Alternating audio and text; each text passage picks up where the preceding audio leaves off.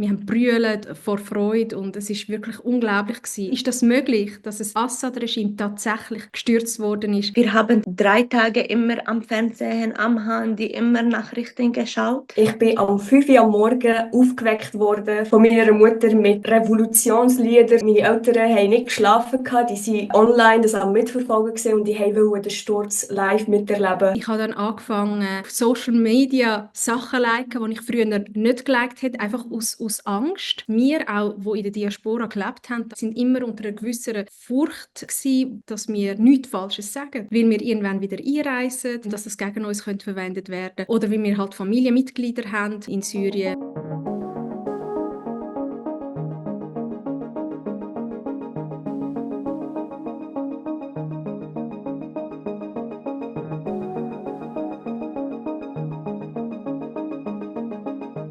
»50 Jahre, wir sind mit Familie Al-Assad. Er und seine Vater und seine Onkel. Und stell mal vor, haben sie Milliarden Geld mitgenommen, irgendwo transportiert oder versteckt. Und syrische Leute und syrische Bevölkerung, die sind mehr als 30% arme Leute. Was die Kurden unter dem Regime, also vom Assad, aber auch schon von seinem Vater erlebt haben, ist nicht einfach gewesen. Es ist ein großer Sieg für alle Syrer, die die Freiheit, Gerechtigkeit gekämpft haben.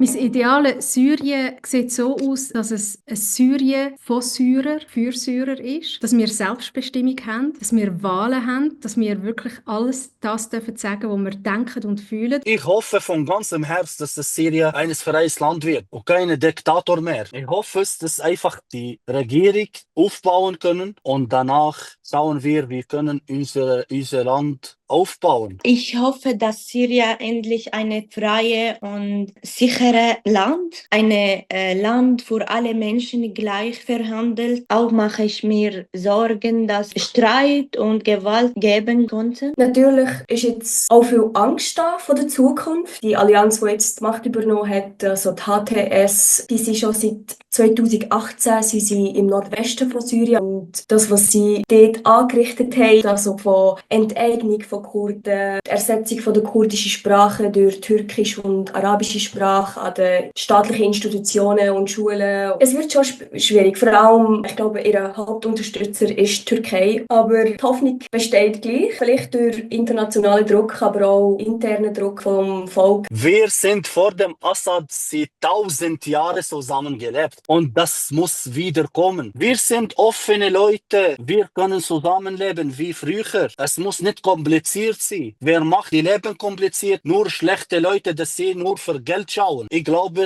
wenn wir zusammen reden können, das kommt gut. Und so besteht ein Demokratieland. Wir haben wirklich das Einheitsgefühl. Wir sind ein Land. Wir sind alle Syrer. Es gibt natürlich Leute, die jetzt schon seit Jahren hier in der Schweiz sind, die das gutes Leben haben können aufbauen, und für die hoffe ich, dass sie die Wahl haben, ob sie zurück oder nicht. Ja, verstehe ich, das ist einfach Asylstopp im Moment. Aber zurückkehren müssen wir alles organisieren und warten und schauen. Es ist nicht einfach, wenn dein Land kaputt ist und voll unter Druck. Du kannst nicht einfach zurückkehren. Es muss erst in sicherer Zone sein. So kann man nachher leben, Geld verdienen. Das braucht Zeit. Häuser, man kann schon aufbauen. Aber Gesellschaft für Menschen, das braucht Zeit. Es ist schade, dass viele Medien gleich über Verabschiedung sprechen. Ja, wir wollen alle nach Syrien zurück, aber wir wissen, alle Situation dort ist immer noch schwierig. Ich habe Angst, dass noch lange dauert, bis Syrien sicher und stabil wird.